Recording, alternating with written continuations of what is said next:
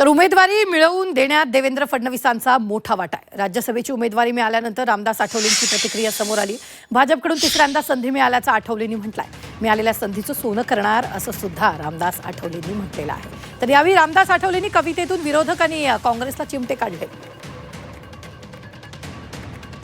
मला मिळालेली आहे राज्यसभेची जागा, कारण माझा जोडलेला आहे बाबासाहेब आंबेडकरांच्या विचाराची धागा। म्हणजे मी बाबासाहेबांच्या विचाराचा मी आहे।